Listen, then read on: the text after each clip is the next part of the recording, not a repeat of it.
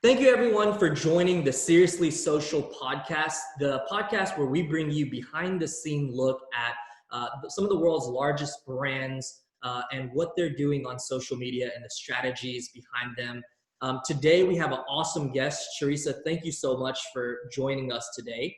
For those of you who don't know, Charissa Carnall is the social media manager for Samford University, which is the largest private university in the state of Alabama. So Charissa, again, thank you so much for doing this, and you're our second guest on our podcast, so thank you so much. Yeah, thank you for asking me and having me on your podcast. Yeah, thank you for taking the time. So, I wanted to start off learning a little bit about how you got into the social media space, and maybe, did you have a marketing degree, and how did you get involved in the social media space? Yeah, so I had actually a really interesting journey to get here. So I graduated from Samford University in 2006. So this was a long time ago. And those of you who may remember, Facebook started a few years before that. So we got Facebook here on campus around my sophomore year. So I was kind of just using it as a college student. I graduated, started my career in broadcast journalism. So I have a journalism and mass communications degree with a psychology minor. And I started working at Fox 10 News down in Mobile, and really just fell into the role of what they were calling new media and digital media, which was social media. And so I had an on-air segment where I was talking about social media and technology and things like that. Through that, I met a lot of people who I was doing stories on, one of which was a startup company. And they just reached out and offered me a position. And to be honest, I literally through Twitter direct message. This whole transaction happened where I sent some bullet points from my resume, had never been in a social media role before. And they said, we love what you're doing. We can tell that you know what you're doing, even though you've never been in the role before. We'd love for you to come run social media for our startup. Wow. And I said, okay, why not? So from there, Western Union Financial Services bought the startup. Awesome. And that's how I became on the global social media team at Western Union. Ultimately, I became their head of global community management. So I just focused on the engagement and community management portion for the company. Yeah. So you use social media to get a job in social media. Yeah. I mean, it worked out perfectly for me, and it was not a traditional route by any means. Yeah, no, on Twitter. I love that. How do you learn about social media? Because obviously, like you said, the space changes so much. What are you doing to learn about social? Yeah, I mean, I try to keep up with reading as much as I can daily. I stay involved in the channels. I'm not necessarily always posting on the channels that I'm involved in, but I'm consuming a lot of information. I go to conferences, I meet a lot of people, and then I really try to build relationships, one-on-one relationships with the speakers and the people who really know what they're doing, so that I can stay in communication with them about what's happening in the space. Got it. Love that.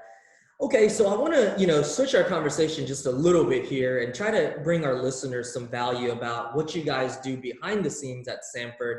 What does your day-to-day look like? Are you the one that's responsible for making the posts? Are you the one that's brainstorming? Can you talk a little bit about what your day-to-day responsibilities look like?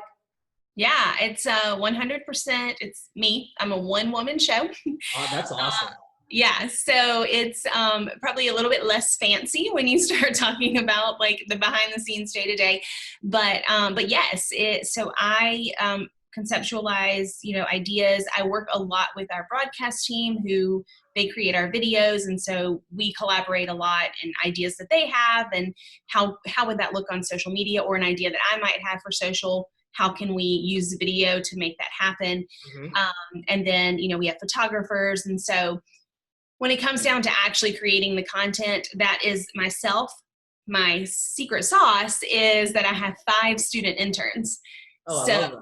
Yeah, so every semester I have 5 interns that work directly with me. They literally sit in a room right over on the other side of this wall from me, and they create a lot of content for me. So we go through training, and then I'm regularly talking with them about what are we looking for, what kind of content should we be posting. Okay. And then they are the ones that are also helping me stay in the know of what are students talking about, what are they interested in social media, what's cool. So they're helping me with that. And and then, so creating content is a big part of it, responding. So anybody that tweets to us, comments on anything, between myself and my interns, we're responding to that. And then, of course, reporting is a big part of it. So pulling together reports to look at how did our content do? What should we do differently moving forward? What should we never do again because it was terrible? And then finally, just listening, social listening, and kind of what are people saying about the university out there in the public, and positive, negative, and how should those conversations adjust what we're doing, strategically to push, what kind of message do we want to make sure we're pushing? I love that because, I've talked to a few people who rely on interns to help them amplify their job. So are the interns that you have on staff, are they actually going on campus, getting footage, Instagram stories? Is that what they're doing? So yeah, they're doing a little bit of that, and then a little bit of just in the office, literally sitting and writing content, responding. So yeah, both. It depends on their skill set. So I have some who are really good with photography, some that are really good with video. And so yeah, just depending on what their skill set is. Gotcha. And I can imagine that being almost invaluable on their resume, because they get to say that they were a part of running social media for an amazing university. So that's very cool. What would you say is the main objective of a university having social, specifically for y'all? Is it for admissions? Is it like an internal communication tool? How do y'all think about that? So yeah, it's not internal communications. So that is kind of the first piece that is not how we're using social media, at least on what we consider our flagship accounts, which are the Samford University across the channels. So this position has been so interesting to me because our audiences are so broad. So it starts from the prospective student, and that's the admission, recruiting aspect, the prospective student, and it's all the way through the current students, our alumni, young alumni, older alumni, parents, and because we're a private nonprofit institution, we also have donors. So there's a really wide range of people who are on our channels and interacting with us. So when it comes to our goals, for social media, it differs depending on which audience we're trying to reach. And so for us, each channel, and this is really my kind of biggest, piece of advice for anyone using social media for your business or your brand, is making sure that you're not taking the same piece of content and pushing it out on all channels exactly the same, because your audience is different. So you need to look at, and what we do is we look at who is our audience on Facebook. Right. Do they like video or photos better? What resonates better with them? And it will still be the same information that we're pushing out, but how we push it out and the way we word it and things like that will be different across our channels because That's our audience. Very good point. Just because, even the psychology of how you consume content on each of the different platforms is different. So that's awesome that you guys are thinking about each channel independently, because I see and talk to a lot of brands that don't. They just think, it's an okay strategy to publish the same piece of content across the board, which it's impressive that you're doing that as a one-person team, basically. I know you do have those interns, but driving that strategy and thinking about that's very impressive. So how do y'all think about the content? So you mentioned that you have all of these different groups of people. So you have prospect students, alumni, donors. How are you thinking about the channels? Are you looking at literally the age and what channel they're on? How are you thinking about content? Do you make more content for prospect students, or do you make more content for your donors? Yeah, we actually, again, it depends on the channel. So the way we look at our audiences depends on those that are engaging with us. So not necessarily just how many in our followers, how many are of what age. It's more about of those that are engaging with us and the kinds of content that they're engaging with. So that's how we determine what we're going to do. So for Facebook, it's primarily parents and alumni. And so the content on Facebook is typically going to be pushed for parents and alumni. I apologize. And so then for Instagram, it's primarily current students. Okay. Majority is current students. And so our content is going to look wildly different on Instagram than it is on Facebook. And then, so those are really probably our bigger platforms because we know our audience is so well there. And we really can tailor the content very specifically on those two better than even Twitter and LinkedIn for us and our brand. Mm-hmm. Okay. So I want to get into a little bit about how do you guys measure success on social media? I know there are going to be a lot of other people from other universities that work in social media, that are that have a responsibility to create some sort of success. So how do you look at success? What are you measuring to say, hey, look, we're doing a great job on social media? Yeah. So primarily we look at engagements. Okay. So total engagements and engagement rate. So number of engagements divided by the audience. So that's the primary number that we look at. When I, just coming from my experience at Western Union, and specifically because my role was community management heavy, that is really what to me is the most important. We want to have good content, but if nobody cares about the content, if nobody's doing anything with the content, then it really doesn't matter. Mm-hmm. And so for me and for us, our strategy is really high on engagement. Okay. And that's what we measure, like, were we successful in this based on that? So the other thing for us and for others who are at universities listening will totally understand this. Mm-hmm. Here, we don't measure this month to last month. So when we look at how many engagements did we get this month, when we compare that to last month, that tells us nothing and it doesn't matter. Other businesses and brands, it does because they're campaign to campaign. And so they're comparing those two. For us, if we take graduation in May and compare it to June when everybody's off campus, that doesn't tell us anything. So we have to look year over year. So that's where we take, we look at how many pieces of content did we create? Mm-hmm. What kind of content did we create around this event? And how many engagements did we get? Because sometimes that can tell us, did we create too much content? Were we just pushing too much about graduation that people were just like, I don't even care anymore, right. Or not enough? And so it's really a long-term, when we look at success, it is very long-term for us. We can see those little, one-off times where something may have been successful, mm-hmm. but really it's this long-term view of, because we have events that happen every year, the same time every year, and we want to make sure that we are always doing better year after year.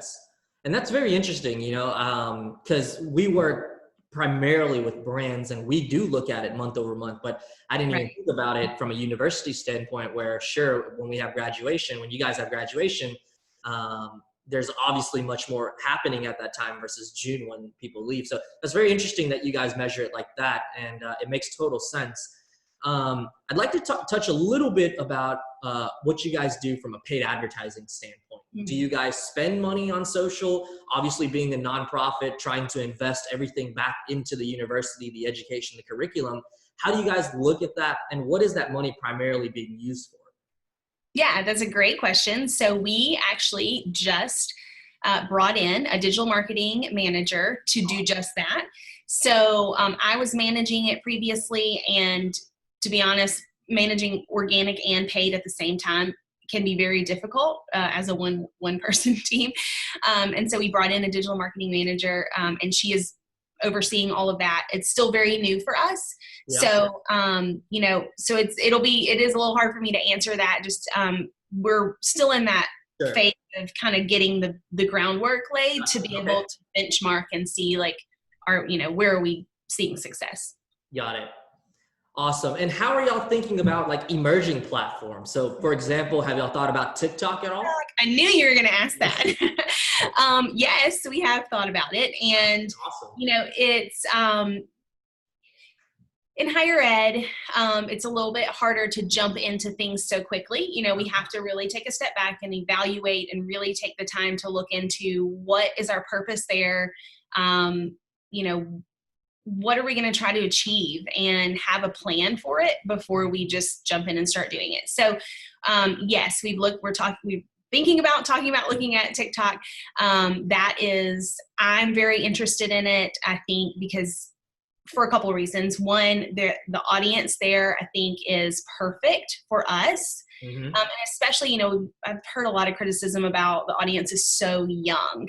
And, you know, I look at it in terms of, sure, but one day they're going to be looking for a college.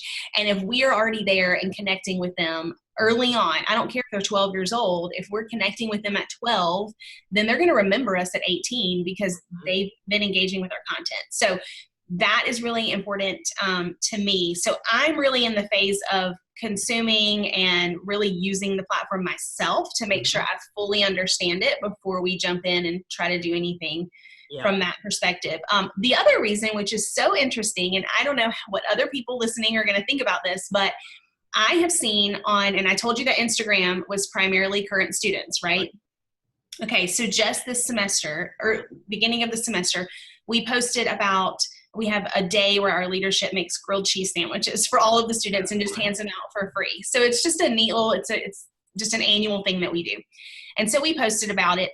And the very first comment was from a parent who tagged their student and said, "Did you go get a grilled cheese sandwich today?" So my prediction is that very quickly, Instagram is no longer going to be current students because they're going to move. They're like, "Whoa, mom is here checking up on me. I'm moving somewhere else." And I fully believe that TikTok is where they're going to land. Yeah. So that's why it's so interesting to me right now. And I'm starting to see that shift, and it'll be a while before it happens, but it's happening. That's a very good point. I mean, even if you think about the history of Facebook, it used to be just college students, and then mom started to get on it. And now when you think about it, it's primarily grandmothers, you know, and grandparents. So no, I love how you guys are thinking about that. And I love how you guys are thinking about the future, trying to, you know, connect with that 13, 14-year-old and keeping in mind that, yeah, sure, they are going to grow older. And if we can make a meaningful relationship now, then they'll remember us when it's time to start thinking about colleges. Yeah. Awesome. So last questions. Which one of your primary objectives for social media for 2020 for the university?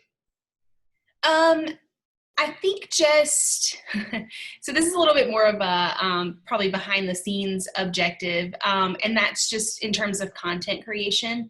And really, we really try, like I said, we have the same events over and over, and we try to do new things. But sometimes, you know, it just kind of creeps up on you. There's so much to do in a day that all of a sudden, whoa, this is happening and we need to think about it. And so for 2020, we really want to be strategic, which we have been, but even looking at things much further in advance to have really a plan. I came into this role almost 3 years ago, so it took us time to really, and there was no social media manager before I came in, so we really had nothing to compare anything to. We had no analytics, nothing to look at. And so now we have all of this data. So for 2020, we're really looking at how do we make things better, because now we have something we can compare it to and look back at last year and this past year to compare what we're doing and continue to grow and move forward and do new things and try new things that hopefully are successful. Got you.